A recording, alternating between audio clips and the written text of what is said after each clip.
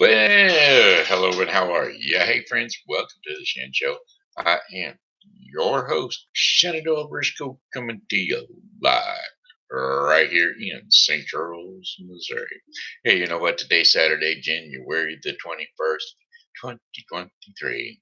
Got a happy birthday shout out going out to Don Brockel and Erwin Franklin. So, without further ado, here's a birthday song for the two of you.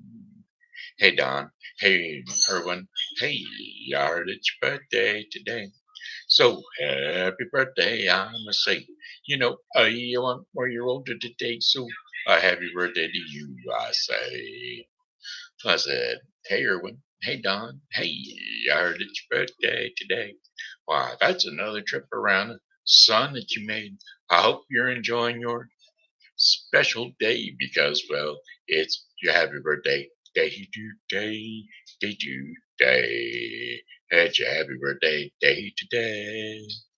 All right, all right, all right. Hey, you know what? We're not going to do a whole bunch of shouting out today. We're just going to kind of zippity bip bip bip on through. That's what we're going to do.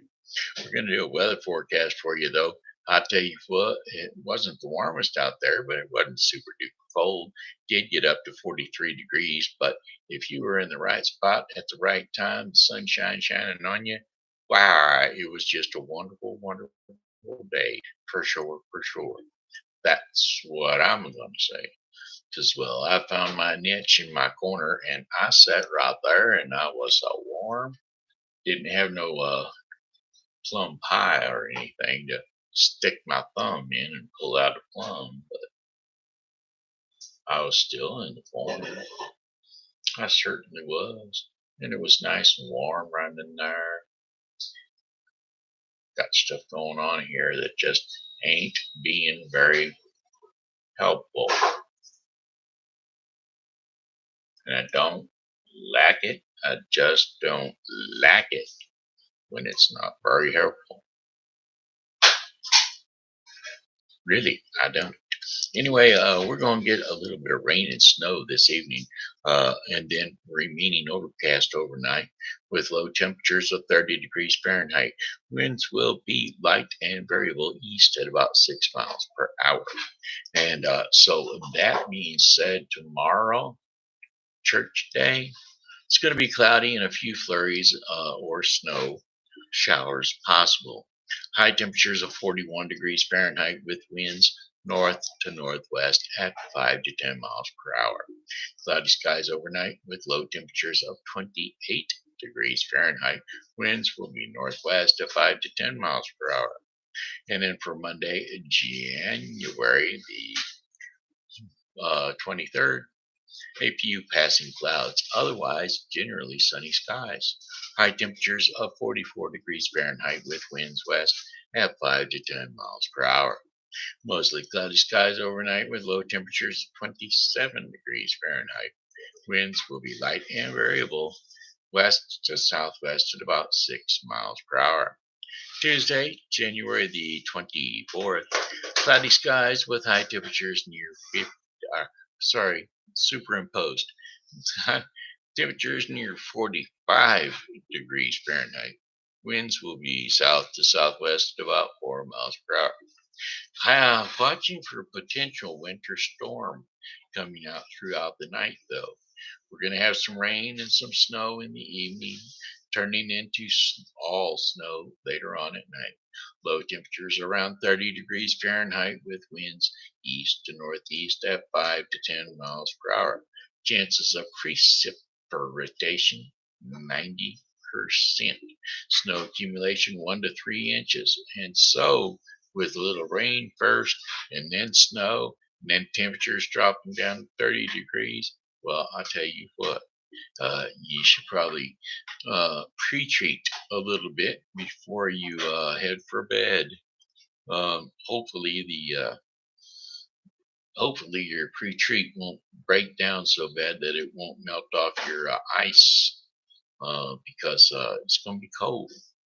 Then Wednesday, January the 25th, it's going to be a little warmer, 39 degrees. So that just might be enough to melt off that snow because it is going to be snowing during the morning and then it will be tapering off and giving way to cloudy skies during the afternoon.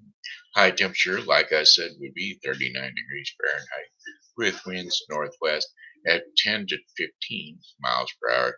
Chances of snow 80% and accumulation less than an inch.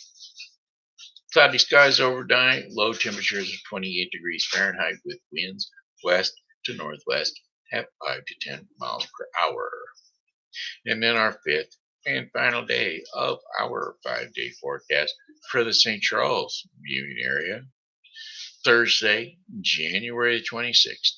Cloudy skies with high temperatures of 34 degrees Fahrenheit.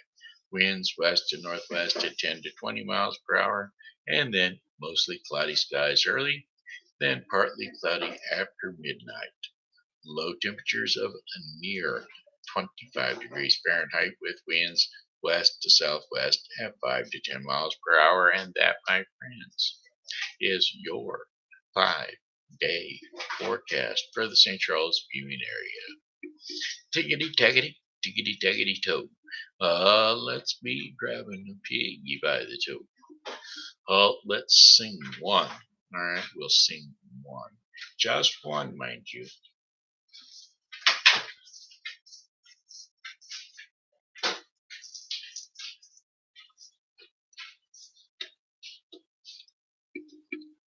It's one of my favorites, one of my standbys, one of my good old boys.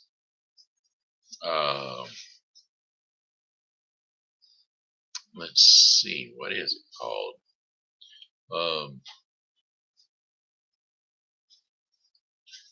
Song lyrics, City of New Orleans.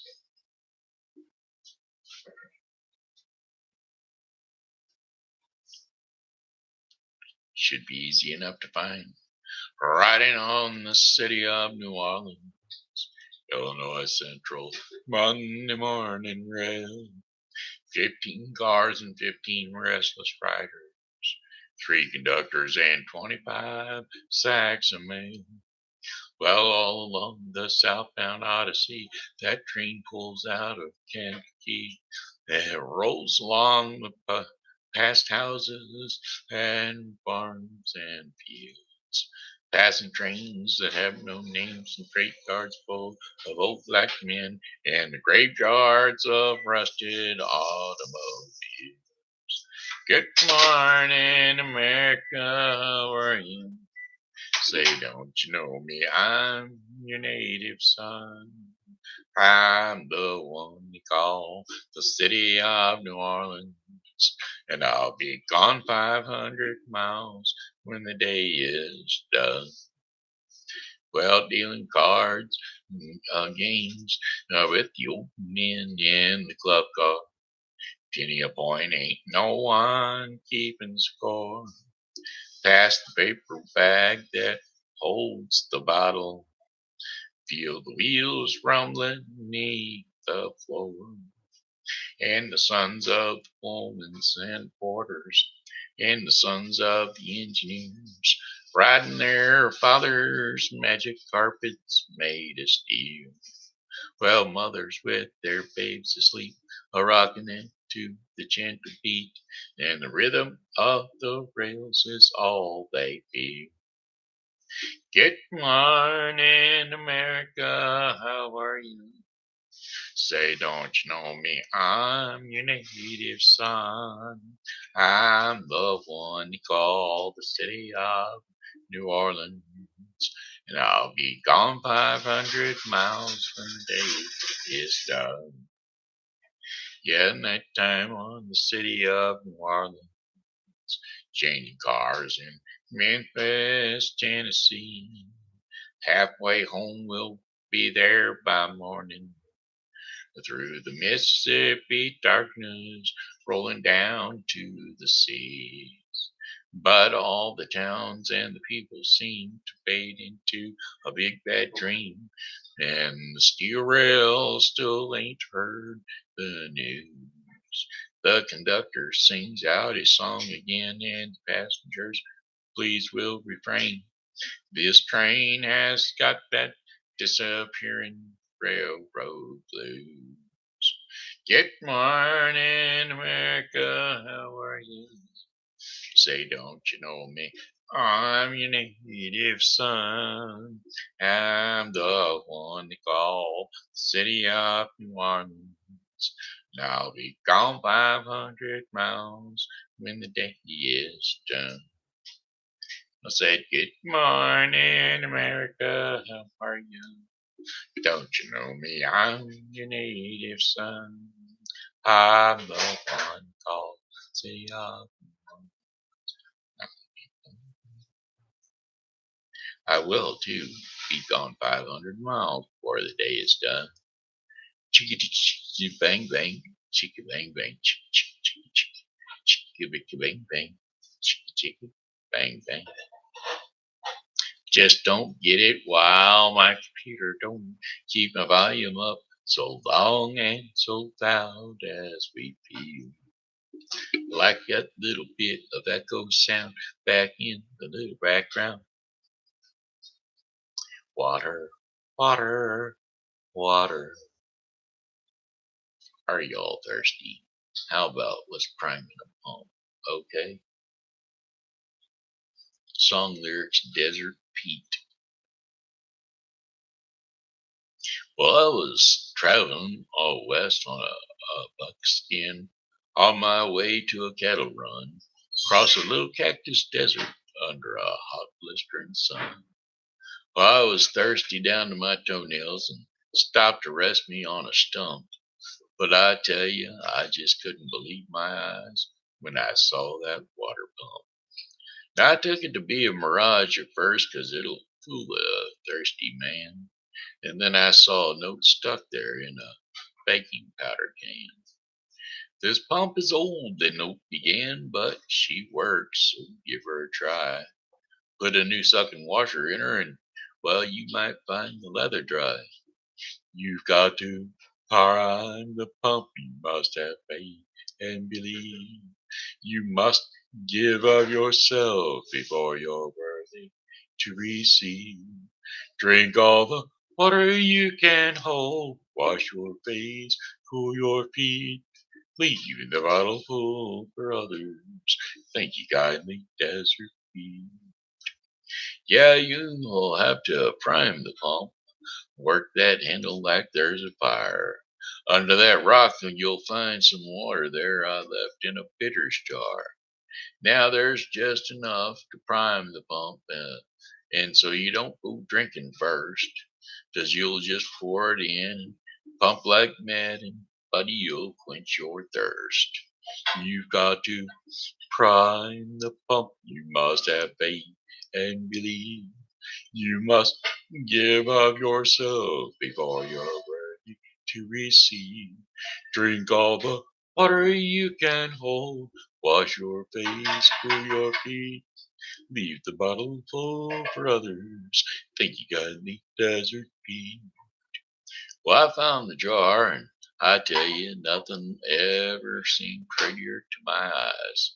And I was tempted strong to drink it, 'cause well, that pump looked mighty dry. But the note said, went on, have faith, my friend. There's water down below. You've got to give until you get, and I'm one that ought to know. So I poured it in, and I poured that jar, and I started to pumping, and I heard a beautiful sound of water bubbling, splashing up out of that hole in the ground. I took off my shoes and I drank my fill of that cool, refreshing treat. And then I thanked the Lord and I thanked that pump. And well, I thanked old Desert Pete. You've got to prime the pump. You must have faith and believe. You must give of yourself before you're worthy to receive.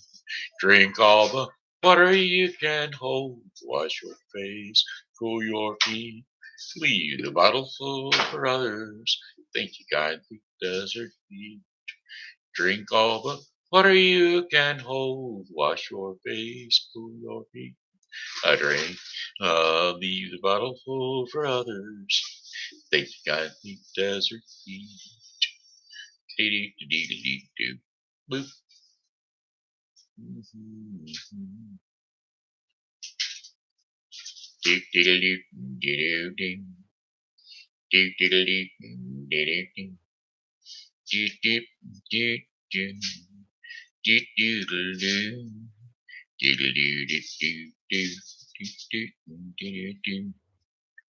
Alright, let's see here. Let's see here. We can't find something else here. Deep, deep, deep,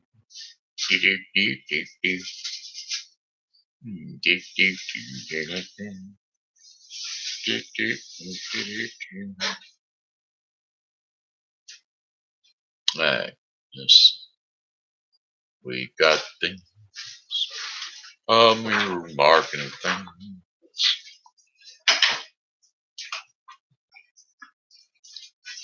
Let's see. Alright, we got this and we got that. We got the others and we lost our mouse. How did we lose our mouse? What did we do to lose the mouse? Generally speaking, we got to bump the microphone to get the mouse back. Yes. Okay, we got the mouse back. Hey Siri, read my messages.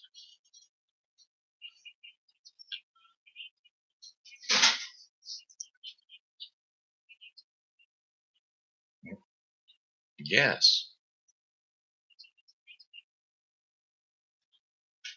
Cancel.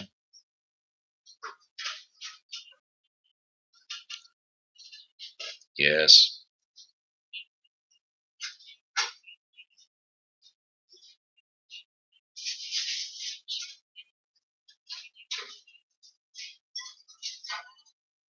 No.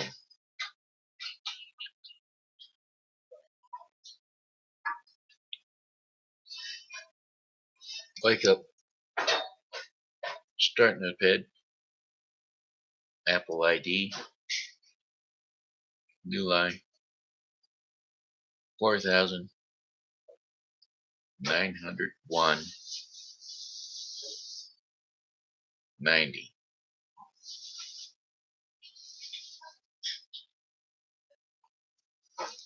Go to sleep.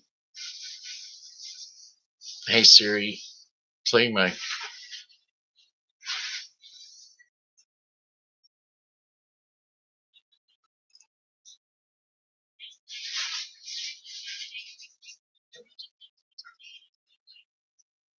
cancel.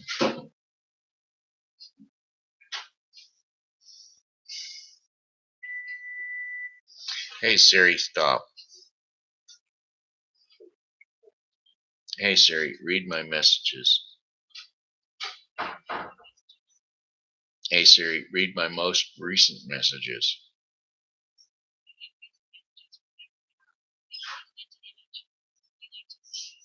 No.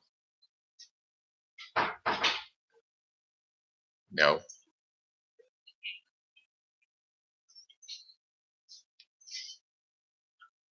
Backspace.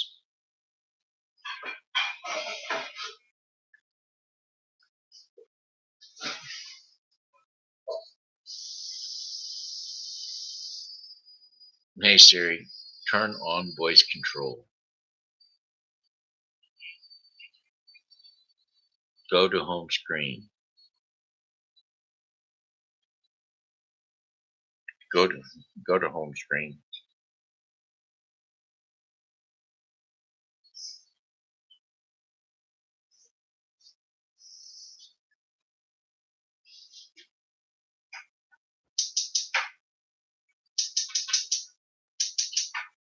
Sorry folks, gotta take care of some business here.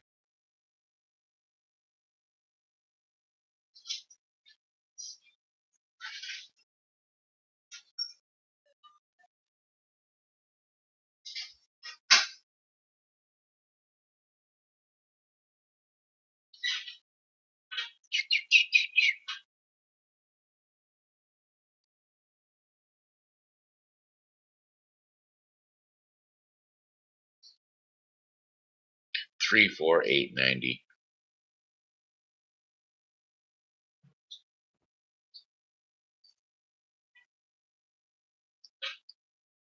34890,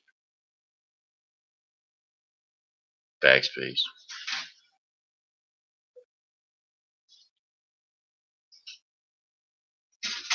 4, backspace. Go to sleep.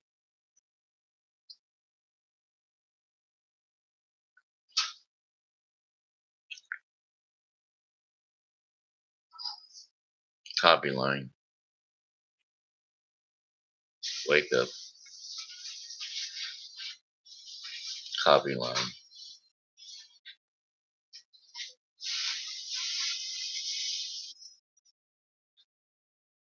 Paste that.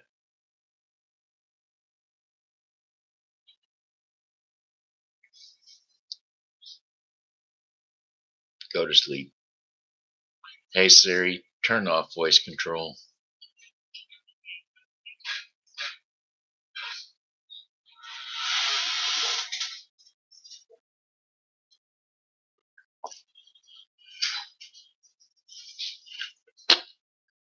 Alright, folks, I was just taking care of some information.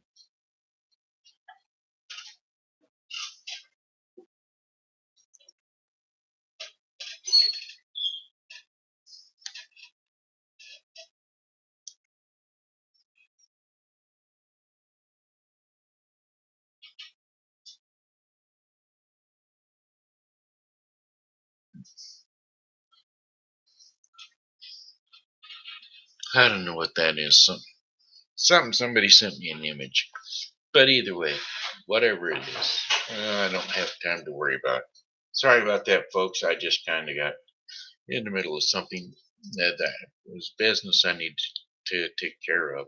Because if I don't take care of some of this stuff, even while we're on the air, I may not get a chance to, and that might be a kibosh in the middle of a show. I might have just missed the wrong call at the wrong time or the wrong message, because right now in these trying times, I'm working on getting roommates and stuff. You know how it goes.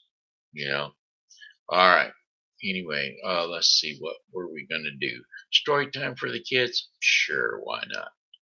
Hey kids, it looks like it's TV Grandpa story time. So jump up on the couch or jump up on the bed.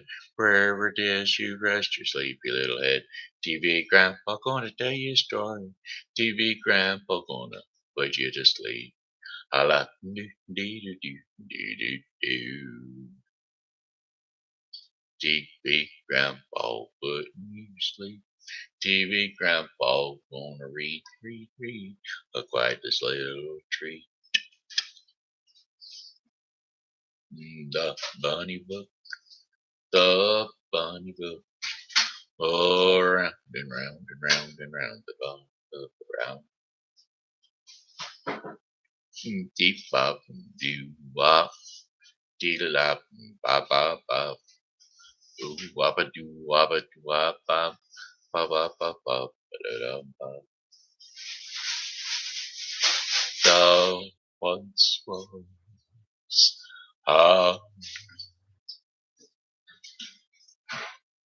the paradise of children.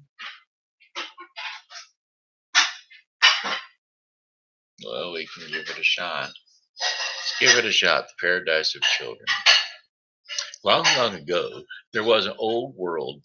Yeah, when this old world was in its tender infancy, there was a child named Emetheus, who never had either father nor mother, and that he might not be lonely, another child, fatherless and motherless like himself, was sent by the gods to be his playfellow or helpmate. Her name was Pandora. Dun, dun, dun. The first thing that Pandora saw when she entered the cottage where Emetheus lived was a great big box, and almost the first question that she put in him was this: Emetheus, what have you in that box? Well, my dear little Pandora, answered Emetheus, That is a secret, and you must be kind enough not to ask any questions about it. The box was left here to be kept safe, and I do not myself know what it contains. It is 1,000 of years since the myths tell us that Epiphius and Pandora lived, and the word in the world, and now a day is a very different sort of place from what it was then. There were no fathers or mothers to take care of the children because there was no danger or trouble of any kind, and no clothes to be mended, and there was plenty to eat and drink. And whenever a child wanted his dinner, he found it growing on a tree. It was a very pleasant life indeed. No labor had to be done, no task studied, and all was sport and dancing and sweet voices of children talking or caroling like birds or laughing merrily all day long. But Pandora was not altogether happy on occasion of Eurystheus' explanation about that box. She just wanted to know. And when can I have, where can it have come from? She continually asked herself, and what on earth can be inside of it? At least, she spoke to Prometheus. You might open the box, Pandora said, and then we could see its contents for ourselves. Pandora, what are you thinking? Prometheus exclaimed, and his face expressed so much horror at the idea of looking into the box which had been given to him on the condition that he never opened it. That Pandora, though, uh, it, she thought it best not to suggest it one again, and any more still, she could not help thinking and thinking about it. At last, she said, "You can tell me how it came here." "It was left at the door," Emetheus replied, "just before you came, and by a person who looked very s- smiling and intelligent, and who could hardly keep from smiling as he sat it down. He was dressed in an old king kind of cloak, and had on a cap that seemed to be made partly of feathers, so it looked as if it had wings." "What sort of a staff had he?" asked Pandora. "On the most curious staff that you ever saw," cried Ephesus. "It was like two serpents twisted around a stick, and was curved so naturally that I at first thought the serpents were alive." "I know him," said Pandora thoughtfully. "Nobody else has such a staff. It was Mercury, and he brought me here as well as the box. No doubt he intended for me, and most probably it contains pretty dresses for me to wear, or toys for us both, or something nice for us to eat." "Perhaps so," answered Euphronides, turning away. "But until Mercury comes back and gives me permission, we have neither of us any right to lift the lid." One day, not long after that, Ephraimidas went to gather figs and grapes by himself without asking Pandora. And ever since she had come, he had heard about that box. Nothing but the box, and he was tired of it. And so, as soon as he was gone, Pandora kneeled down on the floor and looked intently at it. It was made of a most beautiful kinds of wood, and it was so highly polished that Pandora could see her face in it. The edges and corners were covered with most wonderful skills, and around the edges there was figures of graceful men and women and the prettiest children ever seen, reclining or playing in gardens and forests. The most beautiful faces of all was done in high relief in the center of the box. There was nothing else save the dark, rich smoothness of the wood, and this one face with a garland of flowers around its brow. The feathers had a kind of mischievous expression with all their loveliness, and if the mouth had spoken, it would probably have said, "Don't be afraid, Pandora. What harm can there possibly be in opening a box? Never mind that poor simple Emetheus. You are wiser than he, and have 10 times as much courage to open the box and see if you do not find something very pretty." And on that particular day, when Pandora was alone, her curiosity grew so great that at least she could touch the box, and she was more than half determined to open it if she could. Now, first, however, she had to lift it, and it was heavy, much too heavy for the slender strength of a child like Pandora. She raised one end of the box, but it fell back down and from the floor, and then let it fall with a pretty loud thump. A moment afterwards, she almost thought that she heard something strike inside the box. She was not quite sure whether she heard it or not, but her curiosity grew stronger than ever. Suddenly her eyes fell on the curious knot of gold that tied it, and she took it in her fingers, and almost without intending it, she was soon busily engaged in trying to undo it. It was a very intricate knot indeed, but at last, by the merest accident, Pandora gave the cord a kind of a twist, and it unwound itself as if by magic. The box was without a fastening, and this is the strangest thing I've ever known," Pandora said. What will Euphrates say? And how can I possibly tie it again?"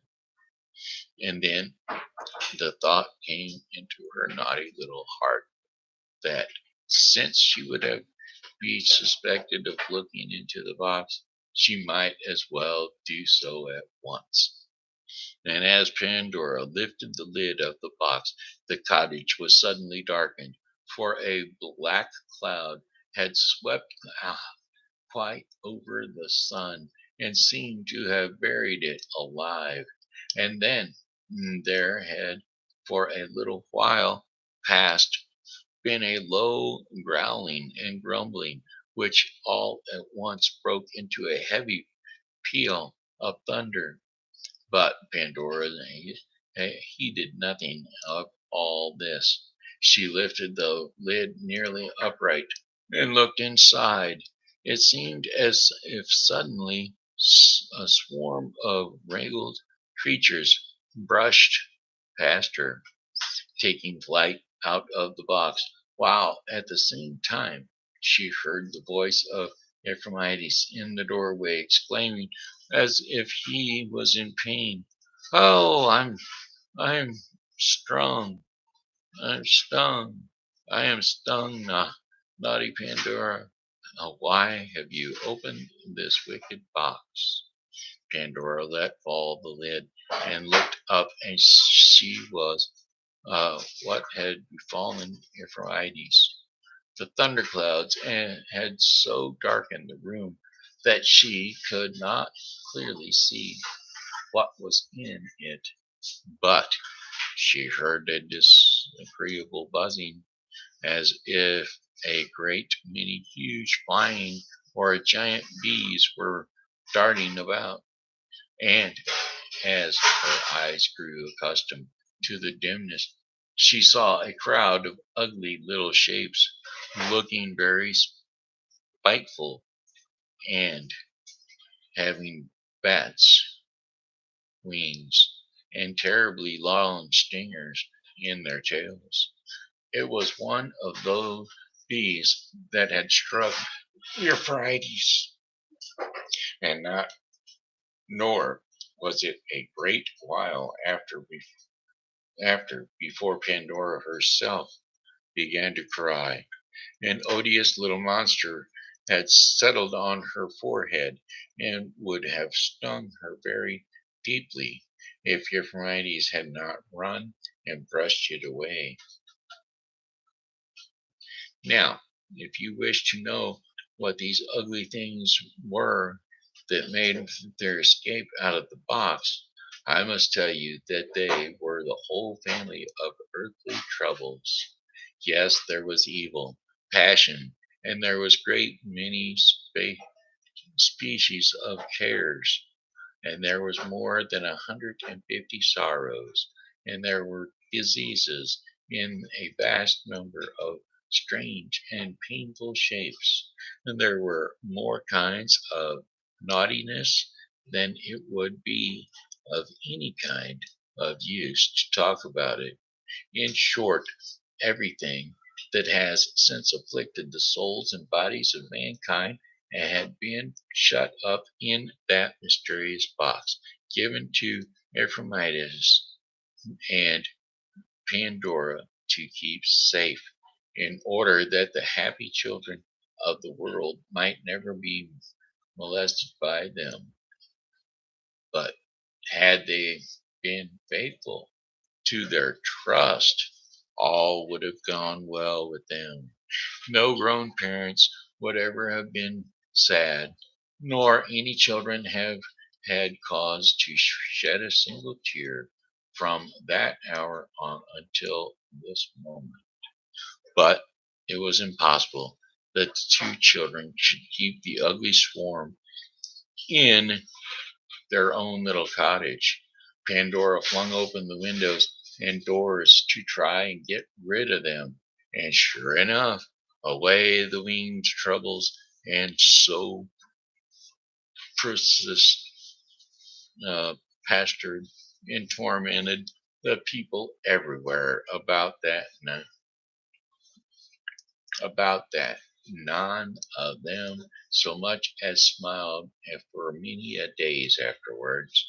And the children of the earth, who before had been ageless, now grew older by day, and came soon to be youths and maidens and men and women, and then older folks before they dreamed of such a thing. Meanwhile, the naughty Pandora and Ephraites remained in their cottage. Both of them had been painfully stung. Ephraites sat down sullenly in a corner with his back to Pandora. As for poor little Pandora, she flung herself upon the floor and rested for her head in the fatal box, and she was crying as if her heart would break. Suddenly, there was a gentle tap on the inside of the lid.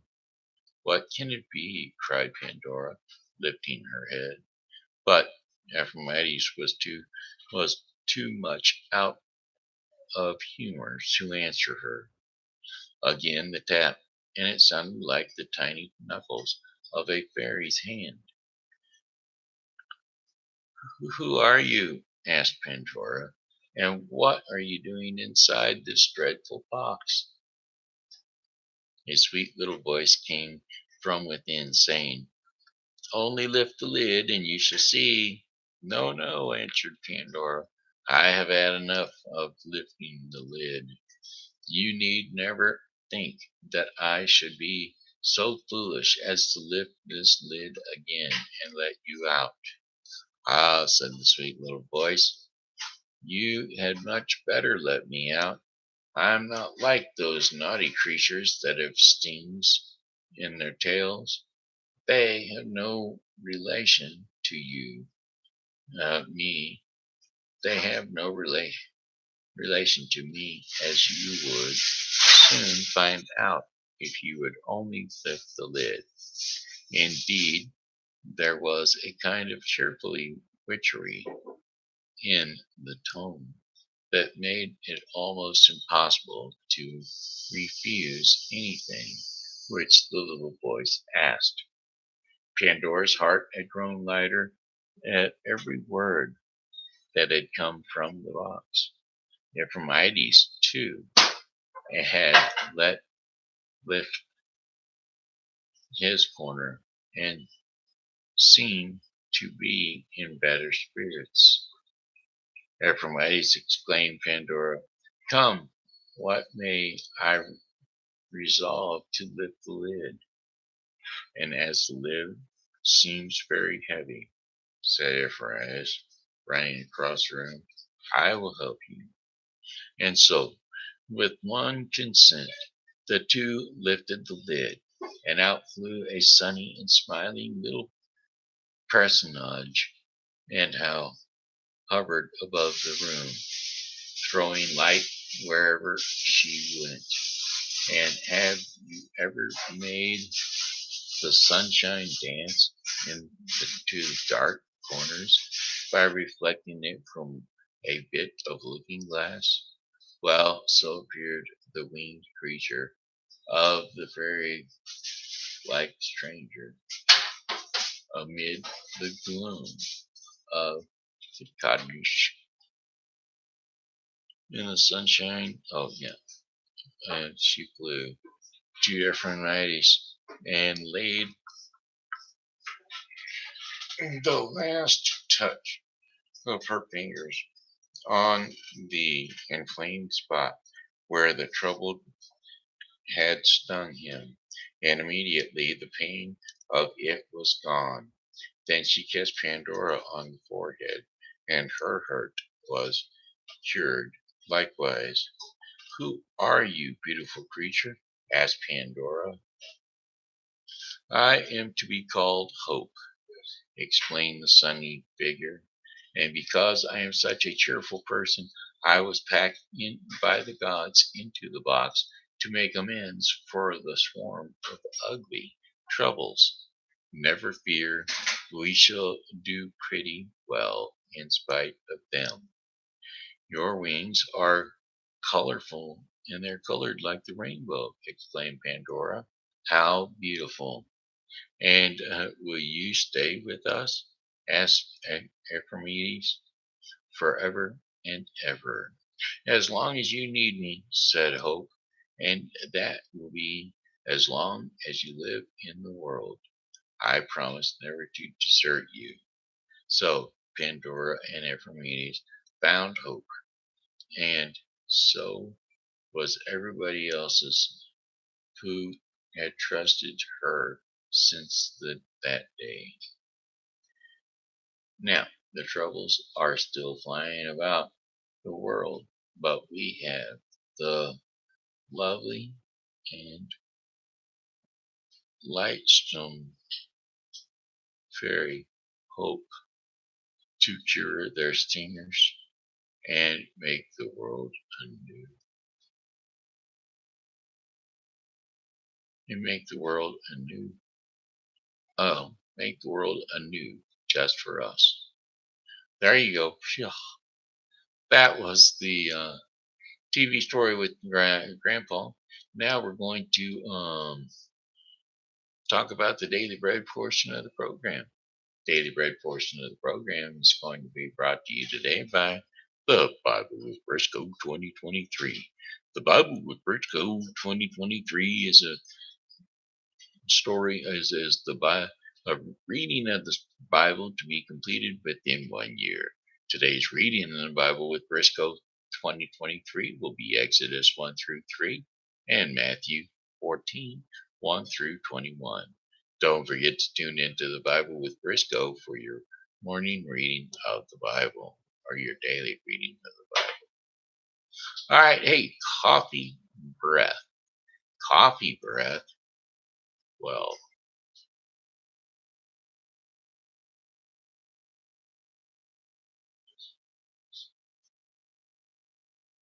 here we go.